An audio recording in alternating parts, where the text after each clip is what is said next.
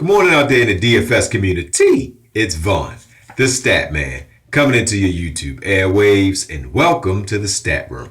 All right, ladies and gentlemen, before I get into the good and the average that happened in DFS, let me get into my positive word. And my positive word for today is recharge. All right, ladies and gentlemen, when you have been going after whatever your goals are, your dreams, you have to find time to recharge. Like if you play DFS, don't play every day, 365 days a year. You need to take a day or two off. If you can't take a day off from DFS, then you have a gambling addiction and you need to get help.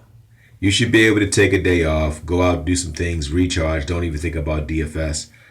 And if you're going after like acting, whatever it is, you need to be able to take a day off, recharge, maybe throw on some mood music. If you are on social media all the time, take a day where you don't go on social media. Sometimes I don't go on Facebook for months because I don't really like social media, to tell you the truth. You know what I'm saying? It's not, social media doesn't make you social, it makes you antisocial. It takes away your people skills. So whatever you do in life, guys, find a way to recharge so you can get your batteries back down to neutral.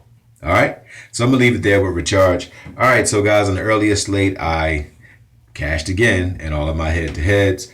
The players that I picked that I really liked was Carrasco, Kipnis. He had a 31. Carrasco, he balled out. Suarez had a 37.6, and Baez had an 18.7. All right, guys, so I'm not gonna talk about my lineups and all that stuff today. I'm gonna talk about the difference between Fanduel and Draftkings and why I believe Fanduel is better than Draftkings. All right, with Fanduel, you pick 9 players. Everybody know a pitcher, catcher, first, second, third base, shortstop, 3 outfielders. Draftkings, same format, but you pick 2 pitchers. I don't like that 2-pitcher format. Now, in a big slate, it's okay. But when you playing in a 3 or 4 slate, like early today, if anybody watched the slate today, there was only one solid pitcher. I knew both of the pitchers in Chicago were going to get blasted, which they did, and it didn't make sense to have to pick 2. You know, I picked the best pitcher. I thought the pitcher in Minnesota was going to get blasted, which he did. So that's why I don't like DraftKings, because why do I want 2 pitchers? You know what I'm saying? Like, I've never understood that. And then secondly, why I do not like DraftKings is they overvalue, which means they overprice players. I'll pick a solid lineup on FanDuel, and it's players that are typically low-tier players. They'll be 27, 2,800. Then you go on DraftKings, they 45 and 4,600. Like, this guy haven't had a hit in 4 games. They got a guy like Aaron Judge who is leading the majors in strikeouts since the All-Star break. Aaron Judge is no more than a $3,800 player. At least FanDuel had him at 42, but DraftKings has him at 55, 5,600.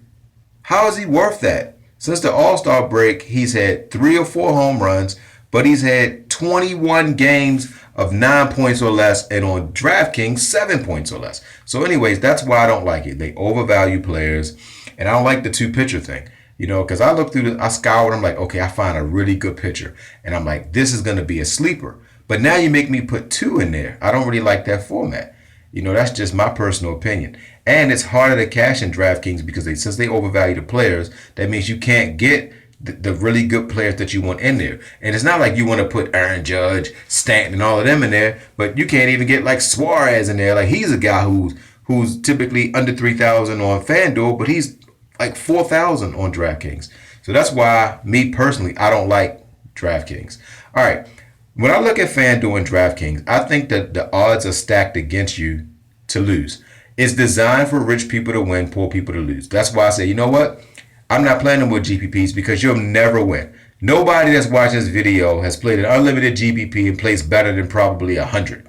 Because money wins those games. FanDuel and DraftKings relies on young, poor suckers, people who are addicted, that they see the $30,000 prize, and you think you can win, and you can't. I figured out my niche. I can beat one person. I know I can beat one person, and that's why I play head-to-heads. All right, guys, so I'm going to leave it there. I'm on to today. Don't forget to win-win. That means give people what they want so you can get what you want. And guys, don't forget to think and ink.